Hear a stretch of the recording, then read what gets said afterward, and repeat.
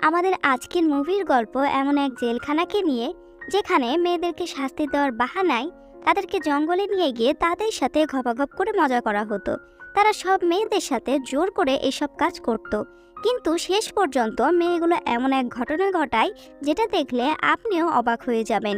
কি এমন করে মেয়েগুলো, জানতে হলে সম্পূর্ণ ভিডিওটি দেখতে হবে। তো চলুন আর বেশি দেরি না করে মুভির গল্প শুরু করা যাক। মুভি শুরুতে আমরা সুগার নামের একটা মেয়েকে দেখতে পাই, যে অনেক বেশি সুন্দরী ছিল। সুগারকে দেখে যে কেউই তার সাথে ঘপাঘপ করার জন্য চলে আসতো। এরপর আমরা দেখি সুগার আর তার এক বন্ধু একটা হোটেলে আসে। তারা অন্যায়ভাবে নেশার জিনিস বিক্রি করত, আর তারা একটা ডিল করার জন্য এখানে এসেছে। তবে সুগারের ফ্রেন্ড পুলিশের তথ্যবাহক ছিল, তাই সে সুগারকে রুমে একা রেখে বাইরে চলে যায়। আর তার যাওয়ার পরই সেখানে পুলিশ চলে আসে, আর তারা সুগারকে ধরে ফেলে। এরপর তাকে সেখান থেকে নিয়ে শহরের জেলখানায় নিয়ে আসা হয়। সেখানে তার দেখা হয় কার্লা নামের একটা মেয়ের সাথে। কার্লা টাকার বিনিময়ে লোকেদের সাথে ঘপাঘপ করত, এই কারণে তাকে জেলে বন্দি করা হয়েছে। এর কিছুক্ষণের মধ্যে সুগারকে বড় পুলিশ অফিসারের কাছে নিয়ে যাওয়া হয়। তখন পুলিশ অফিসার তাকে বলে, তোমার কাছে নিষিদ্ধ জিনিস পাওয়া গেছে, যেটা তুমি মানা করা সত্ত্বেও বিক্রি করেছো। কিন্তু তুমি যদি সরকারের খেতে কাজ করো তাহলে তোমাকে 2 বছর পরই ছেড়ে দেওয়া হবে। এই বলে পুলিশ অফিসারটি সুগারকে একটা কাগজ দেয়, আর সুগারও তাড়াতাড়ি বের হওয়ার কারণে সেই কাগজে সিগনেচার করে দেয়। এর কিছুক্ষণ পর সুগার আর কিছু মেয়েদেরকে নিয়ে তাদের একটা সফরের জন্য রওনা দেওয়া হয়। এদের সবাইকে একটা ট্রাকে করে আখের খেতে নিয়ে যাওয়া হচ্ছিল। এখানে তারা টানা 2 বছর কাজ করবে। অনেক বড় সফর শেষ করে তারা আখের খেতে পৌঁছে যায়। এই ক্ষেতটা শহর থেকে অনেক দূরে ছিল। এখানে আগে থেকে অনেক মেয়েরা কাজ করছিল। সুগার আর কার্লা এখানে এসে অনেক খুশি ছিল, কারণ এখান থেকে 2 বছর পরই তাদেরকে ছেড়ে দেওয়া হবে।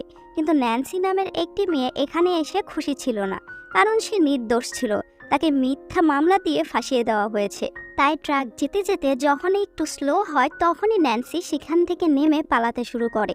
কিন্তু ট্রাকের ড্রাইভার তার সাথে একটা লোক নিয়ে ন্যান্সিকে খুব তাড়াতাড়ি ধরে ফেলে। তারা প্রথমে ন্যান্সিকে অনেক মারে, এরপর তার সাথে জোর করে ঘপাঘপ করে।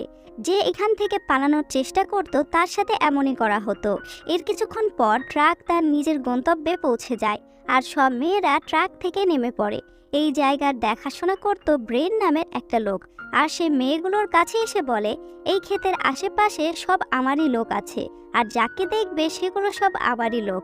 আর এখান থেকে যদি তোমরা পালানোর চেষ্টা করো তাহলে আমার লোকেরা তোমাদের সাথে কি করবে সেটা আমি জানি না। এরপর সেই মেয়েদেরকে একটা দোকানে যেতে বলে। এই জায়গাতে একটা দোকানও ছিল, যেখান থেকে মেয়েরা নিজেদের জিনিসপত্র কিনতে পারত।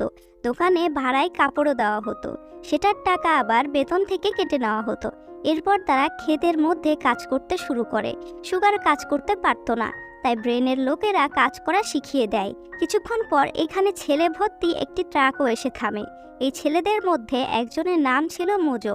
কার্লা আর সুগার নিজেদের কাজ ছেড়ে ছেলেদেরকে দেখতে শুরু করে। এমন করতে করতে কার্লা আর মোজো একে অপরকে পছন্দ করে ফেলে। এখানে ছেলেরাও কাজ করত, তাদেরকেও জেল থেকে সরাসরি এখানে নিয়ে আসা হয়েছে। পরের দিন ক্ষেতের মধ্যে ডক্টর ভেল আসে। তার কাজ ছিল এই শ্রমিকদের স্বাস্থ্যের দেখাশোনা করা, যাতে কারো যদি ঔষধের প্রয়োজন হয় তাহলে সে তাকে ওষুধ দিতে পারে। কিন্তু ডাক্তার ভেলের সত্যিটা ছিল অন্যরকম। সে তার ক্লিনিকে এইসব শ্রমিকদের ওপর এক্সপেরিমেন্ট করত। সে এসব লোকেদের ওপর তার নতুন ওষুধের পরীক্ষা করত। এর পাশাপাশি তার যে মেয়েকে পছন্দ হতো তার সাথে ঘপাঘপ করত। এর কিছুদিন পর আমরা দেখি সুগার রুডিকে পছন্দ করে ফেলে। রুডি ডক্টর ভিলের ড্রাইভার ছিল। সে মেয়েদেরকে ডক্টরের ক্লিনিকে নিয়ে যাওয়া আসার কাজ করত। এইদিকে মোজো আর কার্লা একে অপরকে ভালোবেসে ফেলে, আর তারা যখনই সুযোগ পেত তখনই একে অপরের সাথে ঘপাঘপ করে মজা করত। একদিন রুডি আর সুগার হাঁটতে হাঁটতে ডক্টর ভিলের বাড়িতে পৌঁছে যায়, যেটা ক্ষেতের পাশেই ছিল। সেদিন রাতে তারা দেখে ডক্টর ভিল কোথাও বাইরে যাচ্ছে। এই সুযোগ নিয়ে তারা ফাঁকা বাড়ির মধ্যে ঢুকে পড়ে। এরপর তারা দুইজন সেখানে ঘপাঘপ করতে শুরু করে। কিন্তু ডক্টর ভিল সময়ের আগেই বাড়ি চলে আসে, আর তাদেরকে এইভাবে দেখে ফেলে। পরের দিন সুগার আর রুডিকে শাস্তি দেওয়ার জন্য বাইরে নিয়ে আসা হয়। ব্রেনের ভয় দেখানোর কারণে রুডি সুগারকে খোলা মাঠের মধ্যে বেঁধে রাখে। ব্রেন রুডির ওপরেও রেগেছিল, কিন্তু সে প্রথমে সুগারকে শাস্তি দিতে চাচ্ছিল। তারা দুইজন ডক্টর বিলের বাড়িতে ঢুকেছিল, যেটা তার একদমই পছন্দ হয়নি। এজন্য সে এদের নামে কমপ্লেন করে। এরপর ব্রেন রুডিকে একটা চাবুক দেয় আর এটা দিয়ে সুগারকে মারতে বলে, কিন্তু রুডির রাগে ব্রেনের ওপরে এটা দিয়ে আঘাত করে।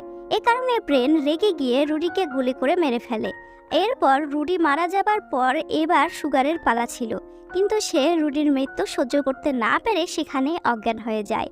এ কারণে ব্রেন তাকে সেখানে রেখে চলে যায়। এরপর রাতে সবাই যখন গভীর ঘুমে ছিল, তখন সুগার কোনো শব্দ না করে আস্তে আস্তে ঘর থেকে বাইরে চলে আসে। রুডির মৃত্যু দেখে সে বুঝে গেছিল এখানে সে বেশি দিন ভালো থাকতে পারবে না, তাই সেখান থেকে পালানোই তার জন্য ভালো। এইদিকে চেকিং করতে আসার ফলে ব্রেন জানতে পারে সুগার তার বিছানায় নেই। পরের দিনেও সুগার জঙ্গলের মধ্যে এদিক ওদিক ঘুরতে থাকে, কারণ সে জঙ্গল থেকে বের হওয়ার রাস্তা চিনত না। এরই মধ্যে সুগারের পা একটা জঙ্গলের জালের মধ্যে ফেসে যায়, আর সে ওই জালে বেঁধে উপরে উঠে যায়। ব্রেন পুরো জঙ্গলের মধ্যে এইরকম ফাঁদ পেতে রেখেছিল। ব্রেনের লোকেরা সুগারকে ধরে নিয়ে আবারও সেখানে নিয়ে চলে আসে। সুগার প্রতিদিনই খেতে কাজ করত, আর মাঝে মধ্যে ডক্টর বিল তার ওপর এক্সপেরিমেন্ট করত।